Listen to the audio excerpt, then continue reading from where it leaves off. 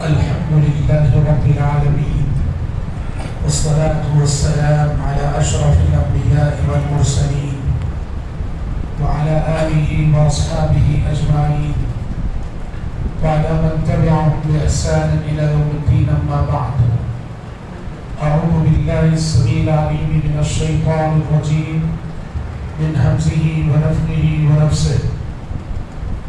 يا أيها الذين آمنوا قوا أنفسكم وأهليكم نارا وقودها الناس والحجارة عليها ملائكة غلاظ شداد لا يعصون الله ما أمرهم ويفعلون ما يؤمرون.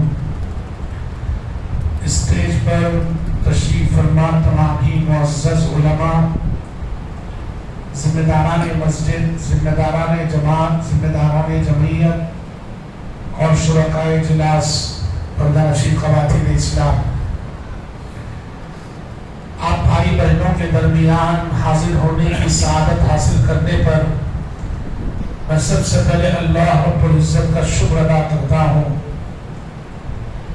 اللہ رب العزت کی شکر گزاری کے بعد اس پروگرام کے جو منتظمین ہیں میں ان کا شکر ادا کرتا ہوں، خاص اس لیے کہ یہ پروگرام اصل میں 4 تاریخ کو طے پایا تھا، میں نے وعدہ کیا تھا، پھر میری کچھ ایسی مجبوری اور مصروفیت آئی کہ 4 تاریخ کو میں حاضر نہیں ہو سکتا تھا، تو انہیں زحمت ہوئی کہ پروگرام کو 1 ہفتہ پیچھے کرنا پڑا. میری خاطر انہوں نے پروگرام کو 1 ہفتہ پیچھے کیا، اس پر میں تمام منتظمین کا تہہ دل سے شکر ادا کرتا ہوں. محترم بھائیوں اور محترم بہنوں، مجھے آپ کے سامنے گفتگو کرنے کے لیے ایک عنوان دیا گیا ہے، اور یہ عنوان ہے اصلاح معاشرہ، یعنی معاشرے کی اصلاح. اصلاح کہاں ہوتی ہے؟ اصلاح وہاں ہوتی ہے جہاں بگاڑ ہوتا ہے. تو معاشرے کی اصلاح پہ جب ہمیں بات کرنی ہے، گفتگو کرنی ہے، تو پھر ضروری ہو جاتا ہے ہم یہ دیکھیں کہ معاشرے میں بگاڑ کہاں. اور جب آپ یہ دیکھنے کی کوشش کرتے ہیں کہ معاشرے میں، سماج میں بگاڑ کہاں رہے، تو پھر آپ جائزہ لے کر اس نتیجے پر پہنچتے ہیں کہ آخر بگاڑ کہاں نہیں ہے. بگاڑ ہی بگاڑ. ہم ایک ایسے سماج میں جی رہے ہیں، ایک ایسے معاشرے میں جی رہے ہیں جہاں نہ لوگوں کے عقائد درست ہیں، نہ لوگوں کے اخلاق درست ہیں، نہ لوگوں کے معاملات اور لین دین میں صفائی ہے، نہ ہی لوگوں کی معاشرت مثالی ہے. تعلیمی ناحیے سے دیکھو تو ہمارے سماج میں جہالت کا دورہ ہے، غریبی بڑھ رہی ہے، امیر لوگ سود کے نظام میں معاشرے کی خرید رعایا کو جکڑ رہے ہیں، اور معاشرے کا غریب جو بھی محنت کرتا ہے، کسان صبح سے شام تک جو محنت کرتا ہے، تاجر مارکیٹ میں صبح سے شام تک جو محنت کرتا ہے، ساری محنت کی کمائی کون چوس رہے ہیں؟ معاشرے کے وہ امیر، وہ سرمایہ دار جو سودی نظام کے تحت لوگوں کو سود پہ رقم دے رہے اور غریبوں کا خون پسینہ چوسے جا رہے. عزتیں محفوظ نہیں ہے، بچیوں کی جوانیاں محفوظ نہیں ہے، اخلاق و کردار اور عزت و ناموس کی بات کیا، ایمان محفوظ نہیں ہے، معاشرے میں ارتداد کی لہر ہے. اور معاشرے کے بگاڑ کی جب بات کریں گا تو یوں سمجھو ایک ایسا جسم جو سر سے پیر تک زخمی ہے، ایک ایسا بدن ہے، ایک ایسا جسم ہے، سر سے پیر تک زخم ہی زخم. علاج کرنے والا حکیم اور ڈاکٹر حیران ہے، پریشان ہے کہ آخر سر سے پیر تک زخموں سے بھرے اس جسم میں علاج کہاں کروں، کہاں سے شروع کروں. فارسی میں کہتے ہیں تنہما داغ داغ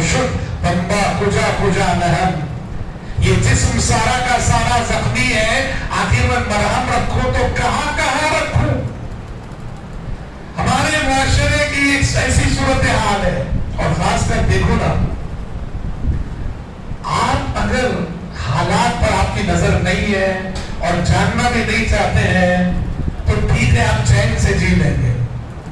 اگر سماج کے حالات پہ آپ کی گہری نظر ہو، سماج میں کیا کیا ہو رہا ہے اس پہ آپ کی نظر گہری ہو، تو واللہ کہتا ہوں کہ آپ کی نیندیں حرام ہو جائیں گی، میری نیندیں حرام ہو جائیں گی کہ اللہ کے پاس ہم جا کے کیا جواب دیں گے؟ اتنا بگاڑ ہے، ہم نے اس کے دین کے لیے آخر کیا کیا اور کیا کر رہے ہیں؟ میں دیکھو دو واقعات بتاتا ہوں، میں اس کے لیے ہمارا سماج اور ہمارا معاشرہ کتنا بگڑا ہوا ہے۔ دو واقعات، ان دو واقعات کو بتا کر پھر میں علاج کیا ہے، اصلاح کیسے، اس پہ آتا ہوں۔ پہلا واقعہ کیا ہے؟ پہلا واقعہ یہ بتانے کے لیے ہمارے اس معاشرے کے لوگوں کے عقیدے کی صورتحال کیا ہے۔ واللہ کہتا ہوں بھائیوں، مسلمانوں کو اللہ اور اس کے رسول کی بھی تمیز نہیں ہے۔ اللہ کے حقوق کیا، نبی کے حقوق کیا، اللہ تعالیٰ کے اختیارات کیا، نبی کریم صلی اللہ علیہ وسلم کے اختیارات کیا ہے واقعہ؟ ہم اسلامک یونیورسٹی مدینہ منورہ میں پڑھ رہے تھے، اس وقت کی بات ہے۔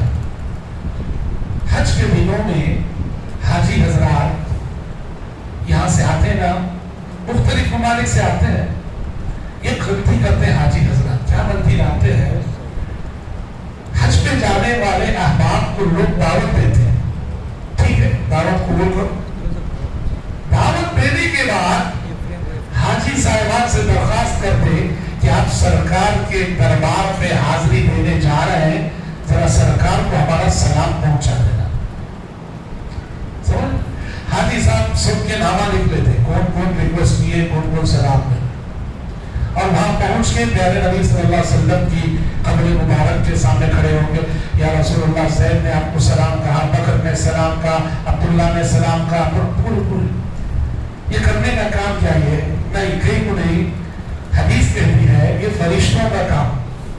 ہم جو درود بھیجتے ہیں، ہم جو سلام بھیجتے ہیں، نبی تک درود و سلام کو پہنچانے کے لیے پوری زمین میں اللہ نے فرشتے مقرر کر رکھے ہیں، فرشتے ہمارے درود و سلام کو نبی تک پہنچاتے ہیں۔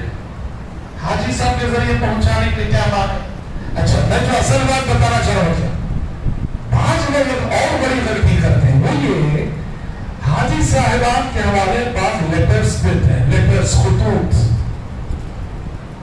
کس کے نام لکھتے لیٹرز؟ یہ پورے ہمارے پیغمبر کے نام صلی اللہ علیہ وسلم، سمجھ رہے کہ یہ آپ مدینے کو جا رہے ہیں، یہ ہمارا لیٹر ہے، ہمارا خط ہے، جا کے پیارے نبی کی قبر کے پاس ڈال دینا، پیارے نبی کی قبر کے پاس ڈال دینا، تاکہ پیارے نبی ہمارا سارا حال پڑھ لے، سن لے۔ تو ایک سال کیا ہوا، ایسے ہی لیٹرز کا ایک مجموعہ، ایسے ہی لکھے ہوئے کئی خطوط کا ایک مجموعہ جو ہے، ہمارا ایک سعودی ساتھی تھا، وہ بقیع قبرستان میں نگرانی کر رہا تھا، حضرت عثمان بن عفان رضی اللہ عنہ کی قبر کے پاس یہ لیٹرز کا ایک مجموعہ ایک تھیلی میں ان کے پاس، ان کی قبر کے پاس ملا۔ وہ ہمارا سعودی ساتھی وہ لیٹرز لا کے مجھے دیا، میں کھول کے دیکھا، سارے خطوط ہمارے ملک سے لکھے گئے ہیں، کوئی حاجی صاحب جو ہمارے ملک سے گئے ہیں، اب وہ لائے ہیں خطوط۔ اچھا، لیٹرز تو پورے کس کے نام ہیں؟ نبی کریم صلی اللہ علیہ وسلم کے نام۔ اب ظاہر بات ہے، آپ دیکھے ہوں گے پیارے نبی کی قبر کے پاس ہمیشہ پولیس کا پہرا رہتا، وہاں خط ڈالے جیسا نہیں، سمجھ رہے؟ اب حاجی صاحب وہاں نہیں ڈال سکے ہیں، کیا کیے ہیں؟ اس کو لے جا کے بقیع کے قبرستان میں حضرت عثمان کے قبر کے پاس ڈال دیا۔ کیا سوچے ہوں گے؟ داماد ہیں، سارا میٹر پہنچا دیں گے، یہی نہ سوچے ہوں گے؟ کیا تھا لیٹر میں؟ دیکھو بھائی، یہ خون کے آنسو ہونے کی بات، میں نے پڑھے وہ لیٹرز، ہندی میں کچھ لیٹرز تھے، وہ تو ہم نہیں پڑھے، جو لیٹرز اردو میں تھے وہ ان کی بات میں تھے۔ اور افسوس کی بات یہ، اس میں سے اکثر لیڈیز کے لکھے ہوئے تھے، عورتوں کے لکھے ہوئے تھے۔ اس سے اندازہ کرو ہماری عورتوں میں دین سے کتنی دوری ہے اور علم سے کتنی دوری ہے۔ کیا تھا لیڈرس میں؟ یا رسول اللہ رحم، میرے القاب پیارے نبی کو لقبوں سے یاد کرنے کے بعد، اے اللہ کے نبی مجھ پہ رحم کیجئے، اے اللہ کے نبی مجھ پہ کرم کیجئے، اے اللہ کے نبی ہمارے گناہوں کو معاف کیجئے، اے اللہ کے نبی ہمارے گھر میں برکت عطا کیجئے، اے اللہ کے نبی میرے شوہر کے بزنس میں ترقی عطا کیجئے، اے اللہ کے نبی میری بیٹی ایسی ہے اس کو ایسی بنا دی۔ کیا کیا کیا کیا سب سچ۔ یعنی جو کام اللہ کے ہیں، جو کام اللہ کے ہیں، سارے اختیارات کسے دے دیے؟ پیغمبر کو دے دیے، پیغمبر کو دے دیے۔ شرک کسے بولتے بھائی؟ شرک کسے بولتے آخر؟ اللہ کے ساتھ کسے شریک کرے تو بھی شرک۔ تمہیں اللہ کے ساتھ نبی کو شریک کرے تو بھی شرک، اللہ کے ساتھ فرشتے کو شریک کرے تو بھی شرک، اللہ کے ساتھ ولی کو شریک کرے تو بھی شرک، اللہ کے ساتھ درخت کو شریک کرے تو بھی شرک، اللہ کے ساتھ پیارے نبی پوری زندگی شرک کیا ہے وہ سمجھاتے رہے، توحید کیا ہے وہ سمجھاتے رہے، امت سے کہتے رہے توحید پہ رہنا، توحید پہ جینا، توحید پہ مرنا، شرک سے بچنا۔ شرک کو اللہ کبھی معاف نہیں کرتا۔ اور آج ہم اسی پیغمبر کا نام لے کر اسی پیغمبر کو اللہ کے ساتھ شریک کر رہا ہے۔ گناہ کو نبی معاف کرتے کیا؟ گناہ اللہ معاف کرتا ہے۔ اولاد کون دیتے؟ اللہ دیتا ہے۔ رزق میں برکت کون دیتا؟ اللہ دیتا ہے، نبی نہیں دیتے۔ یہ نبی کے اختیارات نہیں ہیں صلی اللہ علیہ وسلم۔ پیارے نبی اپنی بیٹی سے کیا بولتے جی؟ جب زندہ تھے آپ کیا بولے اپنی بیٹی سے؟ بولے یا فاطمہ انقذی نفسک من النار فإنی لا اغنی عنک من اللہ شیئا۔ بیٹی فاطمہ عمل کر لے، عمل کر لے، عمل کر کے خود کو جہنم سے بچا لے۔ دیکھ اللہ کے پاس میں تیرے کچھ کام نہیں آنے والا، میں تیرے کچھ کام نہیں آ سکتا۔ ہاں اتنا صاف عقیدہ ہمارے نبی دیے، اور انہی نبی کا نام لے کر یہ ہمارا ہم مسلمانوں کا عقیدہ۔ وہ علامہ الطاف حسین حالی بہت مشہور شاعر گزرے ہیں، انہوں نے آج سے 70 سال پہلے مسلمانوں کے عقیدے کی صورتحال کو دیکھ کر انہوں نے بہت مشہور شاعری کہی تھی، ممکن ہے آپ میں سے بہت سو کو یاد ہو۔ کیا کہا تھا انہوں نے؟ کرے غیر کر بت کی پوجا تو کافر، جو ٹھہرائے بیٹا خدا کا تو کافر، کواکب میں مانے کرشمہ تو کافر، جھکے آگ پر بہر سجدہ تو کافر، مگر مومنوں پر کشادہ ہے راہیں، پرستش کرے شوق سے جس کی چاہے، نبی کو جو چاہے خدا کر دکھائے، نبی کو جو چاہے خدا کر دکھائے، اماموں کا رتبہ نبی سے بڑھائے، شہیدوں سے جا جا کے مانگے دعائیں، مزاروں پہ جا جا کے نظریں چڑھائے، نہ توحید میں کچھ خلل اس سے آئے، نہ اسلام بگڑے نہ ایمان جائے، کچھ بھی کر لو 14 ہو معاف۔ یہ صورتحال ہے۔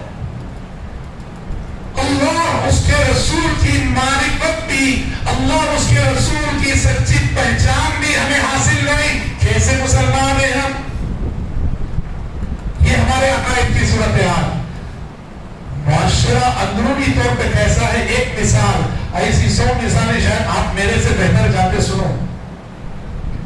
ہمارے پاس ہمارے مدرسے سے جمعہ کے خطبے کے لیے طلبہ جاتے تھے، علماء بھیجے جاتے ہیں خلیوں کو، دیہاتوں کو، ایسے خلیے جہاں مسجدیں ہیں، کوئی امام نہیں، امام نہیں ہے تو جمعہ نہیں ہوتا، ایسی گلیوں کو علماء بھیجے جاتے خطبے کے لیے۔ تو ایک جگہ کا واقعہ سنیے، کہاں کا یہ واقعہ؟ جبلناک کا شہر ہے کرشنی گری، کرشنی گری ڈسٹرکٹ کے ایک دیہات کا واقعہ۔ ہمارے ایک اسٹوڈنٹ، ہمارے ایک بھائی وہاں گئے ایک جمعہ کے لیے۔ وہ گم ہوئے تو پتا چلا کہ آج یہاں ایک عورت کا انتقال ہو گیا ہے۔ اچھی بات، ٹھیک ہے۔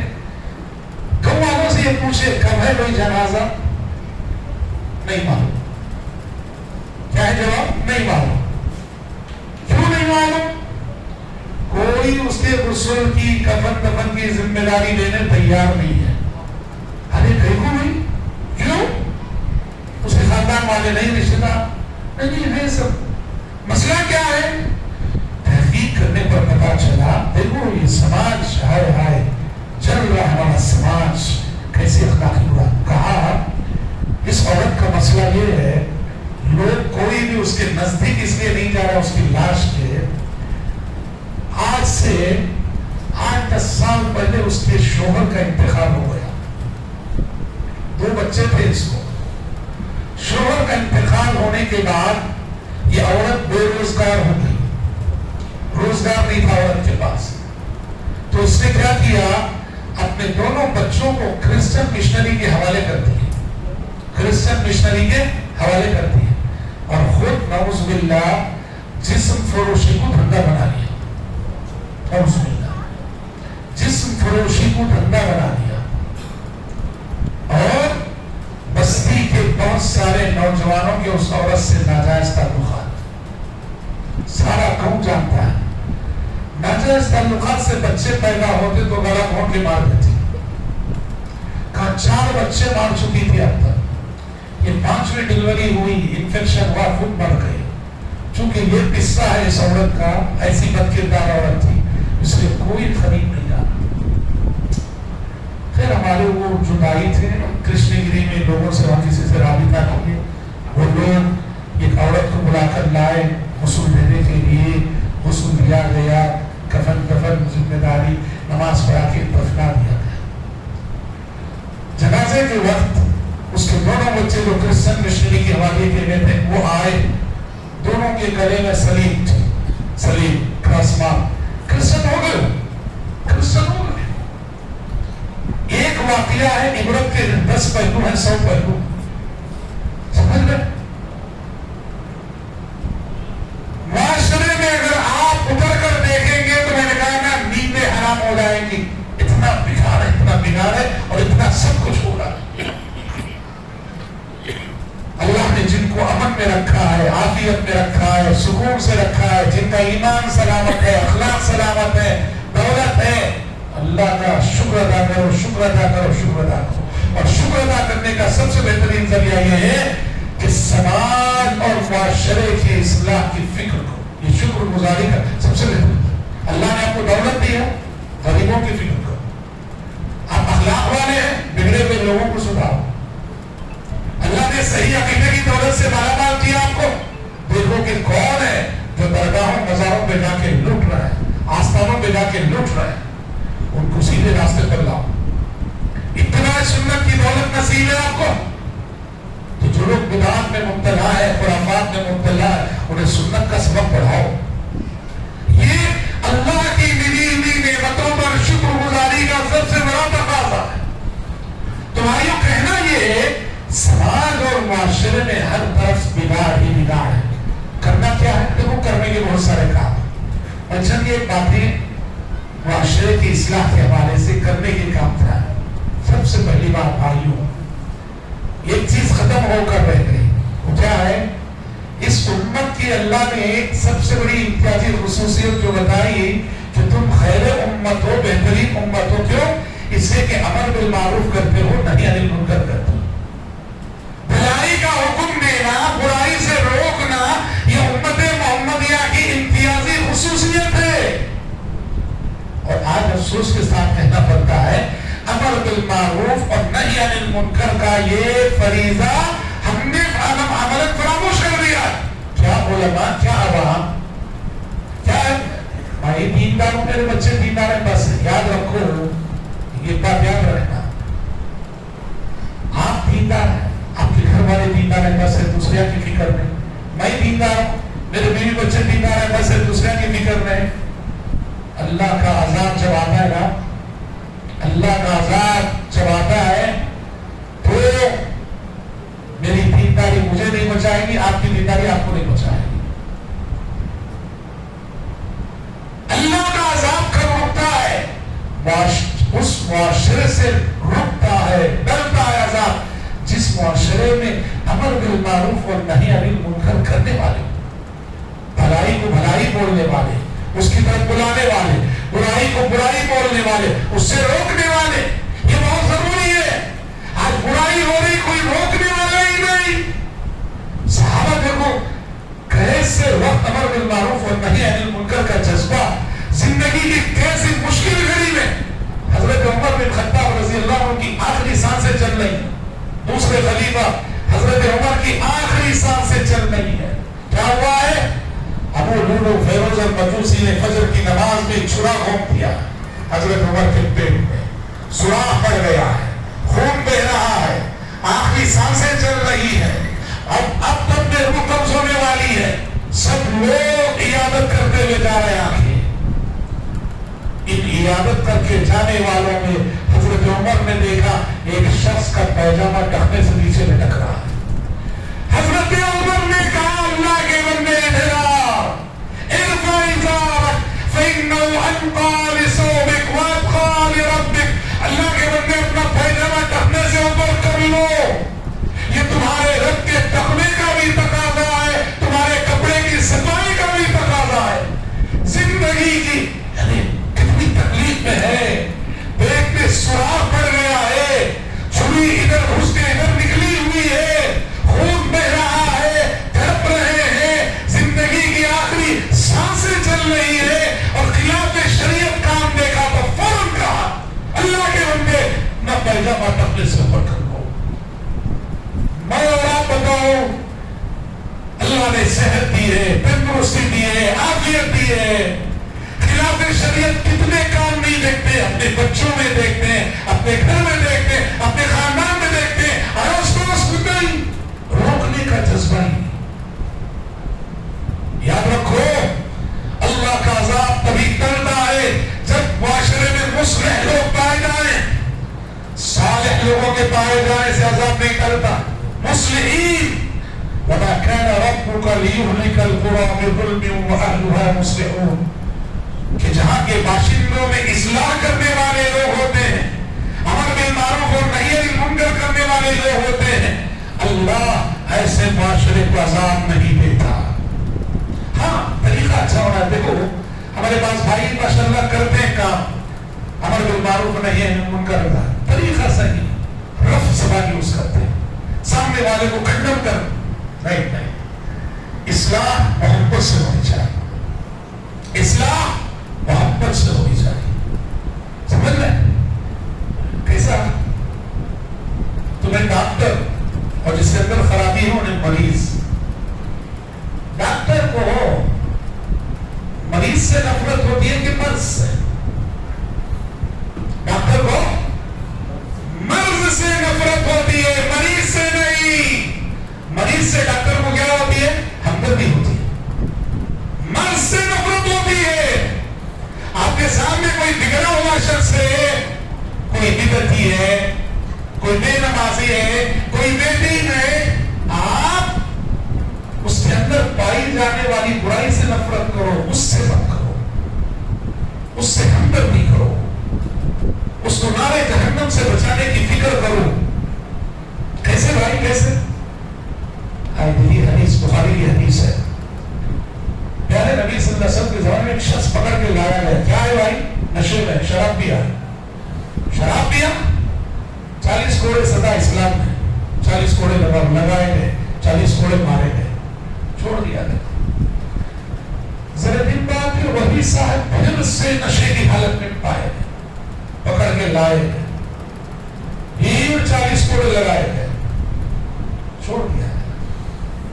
تھوڑے دن گزرے، پھر وہی صاحب پھر نشے میں پائے گئے، پکڑ کے لائے گئے۔ یہاں جو ہے ایک صحابی سے رہا نہیں گیا، غصہ آ گیا، بولے لعنت اللہ علیک، کہ اللہ کی لعنت ہو تجھ پر، 3 بار نشے میں۔ پیارے نبی صلی اللہ علیہ وسلم نے صحابی کو فوراً روکا، جو صحابی لعنت کر رہے تھے ان سے روک کے کہا لا تلعنوا لا ترينوا على اخيكم الشيطان فانه يحب الله ورسوله۔ آپ نے کہا لعنت مت کرو اپنے بھائی کو، اپنے بھائی پر لعنت بھیجنے سے شیطان خوش ہو رہا ہے۔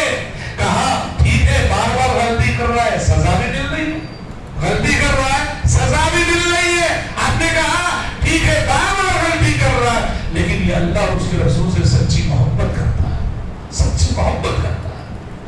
یہ حدیث کیا بتاتی ہے؟ بگڑے لوگوں کی اصلاح محبت سے ہونی چاہیے. سختی سے اصلاح نہیں ہوتی, رفع تک ہونے سے اصلاح نہیں ہوتی, صرف زبان استعمال کرنے سے اصلاح نہیں ہوتی. اللہ تعالیٰ موسیٰ علیہ السلام اور ہارون علیہ السلام کو فرعون کے پاس بھیجا. فرعون کے پاس کیا بولا اللہ؟ فَقُولَا لَهُ قَوْلًا لَيِّنًا لَعَلَّهُ يَتَذَكَّرُ أَوْ يَخْشَىٰ. اے موسیٰ اور ہارون جاؤ فرعون کے پاس اور فرعون سے جا کر نرم گفتگو کرنا, نرم لہجے میں بات کرنا. ہو سکتا ہے تمہاری بات کا وہ اثر قبول کر لے. دیکھ رہے ہیں آپ کتنی بڑی بات ہے. فرعون بھی دعوت و تبلیغ کے میدان میں نرمی کا حق رکھتا ہے. اب ہمارے سامنے جو بگڑا ہوا شخص ہے وہ کتنا بگڑا ہوا کیوں نہ ہو, فرعون کو نہیں ہونے. جب فرعون کے ساتھ نرم لہجے میں بات کرنا ہے, یہ اصل میں وہ دیندار لوگوں کا مسئلہ ہی ہے. دیندار لوگ جوش میں آ جاتے ہیں, بہت جلد غصہ کر بیٹھتے ہیں, ڈانٹ دیتے ہیں, سامنے والے کو حقیقت سمجھتے ہیں. یہ نہیں ہونا چاہیے. تو بھائیوں, یہ پہلی چیز ہے کہ جو اچھے لوگ ہیں, صحیح العقیدہ لوگ ہیں, بااخلاق لوگ ہیں, وہ امر بالمعروف اور نہی عن المنکر کے فریضے کو انجام دینے کی فکر کریں.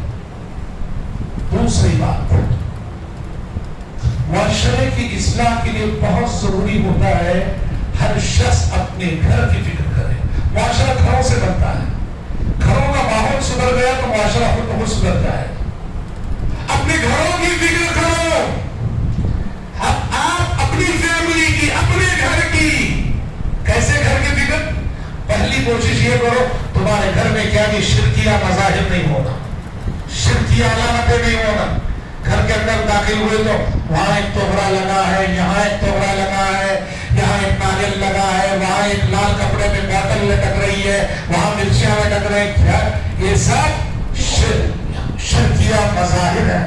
اور جہاں یہ چیز ہو, اللہ کی رحمت اور اللہ کے فرشتے ایسے گھروں میں نہیں آتے. جس گھر میں یہ شرکیہ علامتیں ہو, شرکیہ مذاہب ہو, اللہ کی رحمت کو آتی نہیں. خالی کتا رکھنے سے فرشتے نہیں آتے جی. یہ بات جبریل علیہ السلام, جبریل امین پیارے نبی سے بولے کہ میں فلاں وقت آؤں. وہ وقت آ گیا, پیارے نبی جبریل آئے نہیں. نبی کریم صلی اللہ علیہ وسلم پریشان ہو گئے. کیوں پریشان ہو جاتے ہیں؟ جبریل علیہ السلام کبھی بتایا ہوا ٹائم مس کرنے والے نہیں. آج پہلی بار ہوا ہے کہ بتایا ہوا ٹائم گزر گیا اور جبریل علیہ السلام آئے. بہت پریشان ہو گئے پیارے نبی, کیا ہو گیا؟ تو بات دیکھے, پیارے نبی کا جو پلنگ تھا نا, پلنگ کے نیچے کتے کا ایک بچہ گھس کے بیٹھ گیا تھا. فوراً اس کو بھگائے. جیسے ہی وہ گھر سے نکلا, جبریل امین فوراً تشریف لائے. بولے اے محمد, جہاں جس گھر میں کتا ہوتا ہے اس گھر میں ہم داخل نہیں ہوا کرتے. تو جس گھر میں اللہ سے بغاوت کی علامتیں ہوں, اللہ سے شرک کی علامتیں ہوں, یہ توبرے, وہ تعویذ, وہ ناریل, وہ باطل, کہاں سے فرشتے آئیں گے ایسے گھروں میں؟ اور ایسے گھروں میں کہاں سے سکون ملے گا؟ نہیں ملے گا. پہلے اپنے گھروں کو شرکیہ علامتوں سے پاک کرو, صاف کرو. اس کے بعد اپنے گھروں میں نماز کا ماحول پیدا کرو. نماز کا ماحول, گھر کے سارے فیملی ممبرز نمازی ہوں, سب کو نمازی بناؤ, سب نمازی ہو جائے. حدیثوں میں کیا کہا گیا؟ مردوں کے لیے بھی کہا گیا فرض مسجد میں پڑھو, سنت آگے گھر میں پڑھو. بلکہ یہاں تک ہے اپنے گھر میں نماز کے لیے جگہ خاص کر دو, قرآن کی تلاوت کا ماحول ہو. اپنے گھر کو مثالی گھر بنانے کی کوشش کرو. پردے کا ماحول, خاص کر یہ بات سنو, پردے کا ماحول. آج کل کیا ہوتا ہے, ہماری عورتیں, ہماری خواتین گھر آنے والی اجنبیوں سے ایک دم فری ہو جاتی ہے. کس سے بھائی؟ یہ تو روزے کا دودھ دینے والا آتا ہے, دودھ والا, ایک دم اس سے فری ہو گئے. ایسے جیسے کوئی رشتے دار ہو, چونکہ روزینہ آتا ہے, اس کے سامنے چلی جاتی. دودھ والا, ترکاری والا, مچھلی بیچنے والا,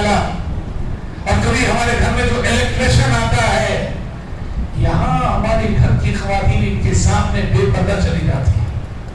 ہرگز ہرگز ایسے ماحول کو اپنے گھر میں پنپنے نہ دو، اس کا انجام بہت بھیانک ہوتا ہے. کیا کیا ہو جاتا ہے معاشرے میں، اور گھر کیسے ٹوٹ جاتی ہیں، زندگیاں کیسے برباد ہو جاتی ہیں. اس لیے اپنے گھروں کے ماحول میں توجہ دو. گھر مثالی ہو جائیں گے، معاشرہ مثالی ہو جائے گا.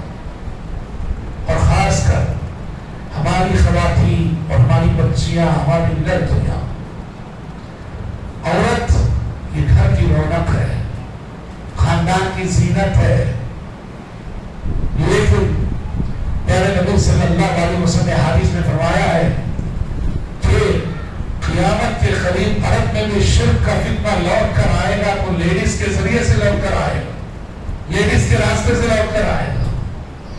آپ نے کہا قیامت اس وقت تک قائم نہ ہوگی جب تک کہ قبیلے دوس کی عورتیں ذی الخنسا نامی بت کا طواف کرنے نہ لگ جائیں. جزیرے عرب میں بھی شرک لوٹ کر آئے گا، تو لیڈیز کے راستے سے. ہماری خواتین، شیطان بہت سے ان کو گمراہ کرنے میں کامیاب ہو جاتا ہے. مزاروں کے پاس جا کے دیکھو، مردوں سے زیادہ کالے برقعے نظر آئے درگاہوں کے پاس. درگاہ تو درگاہ، ان آنکھوں سے میں نے دیکھا مندروں کی قطار میں برقعے والی خواتین، چرچوں کے اندر برقعے والی خواتین. کہاں جا رہے ہماری مائیں بہنیں. اور اسکولوں اور کالجوں میں پڑھنے والی لڑکیوں کی جو صورتحال ہے، ارتداد کا جو فتنہ آج کل ہو رہا ہے، وہ تو آپ ہم سے بہتر سمجھتے ہیں، ہم سے بہتر جانتے ہیں. ضرورت ہے خواتین پر توجہ دینے کی، لیڈیز پر توجہ دینے کی، عورتوں کی اصلاح پر توجہ دینے کی. محلے محلے میں لیڈیز کے لیے اجتماع ہونے چاہیے، مسجدوں میں ان کے لیے انتظام ہونا چاہیے. مسجدوں کے علاوہ بھی ہمارے جتنے محلے کوشش کرنا چاہیے یہ 2-3 محلوں کو ملا کر ہر محلے کا ایک اجتماع باقاعدہ، ایک بیداری رہے گی، تحریک رہے گی، واعظ و نصیحت کا سلسلہ رہے گا، تو پھر ایمان محفوظ رہے گا، عقیدہ سلامت رہے گا. اس لیے خواتین کو تعلیم دینے کی فکر کرو. اور میں اپنے نوجوانوں سے کہنا چاہوں گا، نوجوان بھائیوں سے، نوجوان ساتھیوں سے، کہ معاشرے کے بگاڑ کا سب سے بڑا مظہر ایک آپ ہی ہے، اور معاشرہ اگر سدھر سکتا ہے تو آپ کے ذریعے سے. یہ جو موبائل کی عادت ہے یہ ایک ضرورت ہے، تو ضرورت سے بڑھ کر کیا ہوگا، یہ عادت المعصیہ بن گیا. عادت المعصیہ یعنی ایک ایسی مشن، ایک ایسی مشنری جس کے ذریعے سے صبح شام گناہ گناہ گناہ گناہ کرنا. کون کیا ہے، کون کیا ہے، اوپر کیا ہے، اندر کیا ہے، پورے موبائل بتا دیتا ہے. سمجھ رہے ہیں میں کیا سوچتا ہوں، میری تنہائیاں کیسی ہیں، میری خلوتیں کیسی ہیں. لوگوں کے سامنے میں بہت اللہ کا ولی دکھاؤں گا تم کو، اور جب تنہائیوں میں رہتا ہوں، کمرے میں رہتا ہوں، کوئی دیکھنے والا نہیں، سننے والا نہیں، میں کیا کیا دیکھتا ہوں اس میں اور کیا کیا سنتا ہوں اس میں. ارے آج کے نوجوانوں کا تو لائف اسٹائل ہے، سوتے ہیں گانے لگا کے سوتے ہیں، ذکر کرنا، دعا پڑھنا، کچھ نہیں، گانے سنتے سنتے سونا لائف اسٹائل ہے نوجوانوں کا. گانے سنتے سنتے سو گئے تو آپ کے خواب میں ابو جہل ابو لہب نہیں تو پھر کون آئیں گے. سمجھنے کی بات. اب تنہائی اور خلوتوں کے گناہوں سے بچو بھائیوں. اس موبائل کی وجہ سے میں اور آپ خلوت کے گناہ بہت کر رہے ہیں، تنہائی کے گناہ ہم سے بہت ہو رہے ہیں، بہت ہو رہے ہیں. فحش منظر ہم بہت دیکھ رہے ہیں، فحش تصویریں ہم بہت دیکھ رہے ہیں، فحش گانے ہم بہت سن رہے ہیں. دنیا کی ہر بے شرمی، دنیا کی ہر بے حیائی اس کے اندر ہے. ماں باپ کی ذمہ داری بنتی ہے اپنی اولاد کو ہاتھ میں موبائل دینے سے پہلے وہ تربیت کرو، جو تربیت ان کو صحیح استعمال کرنے کا سلیقہ سکھائے. اولاد کی اگر آپ نے تربیت بھی نہیں کی اور الٹا موبائل بھی دلا دیا ان کے ارمان کے مطابق، اور پوچھے جیسا ریچارج پہ ریچارج کیے جا رہے ہو، اللہ کے سامنے آپ جواب پہ ہو جاؤ گے. اللہ سے ڈرو، اللہ سے ڈرو. لہذا اپنی جوانی کی قدر کرو، جوانی کے سجدوں کی بڑی قیمت، جوانی کی عبادت کی بڑی قیمت، جوانی کی تلاوت کی بڑی قیمت، جوانی کی نمازوں کی بڑی قیمت۔ دیکھو بڑھاپے میں تو سب کو مسجد یاد آ ہی جاتی ہے، بڑھاپے میں سب کو دین یاد آ ہی جاتا ہے، جوانی میں دیندار بن جاؤ۔ اور ایک چیز میں بتاؤں، یہ جو داڑھی کی سنت ہے، داڑھی کی سنت، یہ سنت اپنا لو، یہ سنت آپ کو زندگی میں بڑے بڑے گناہوں سے بچا دیتی ہے۔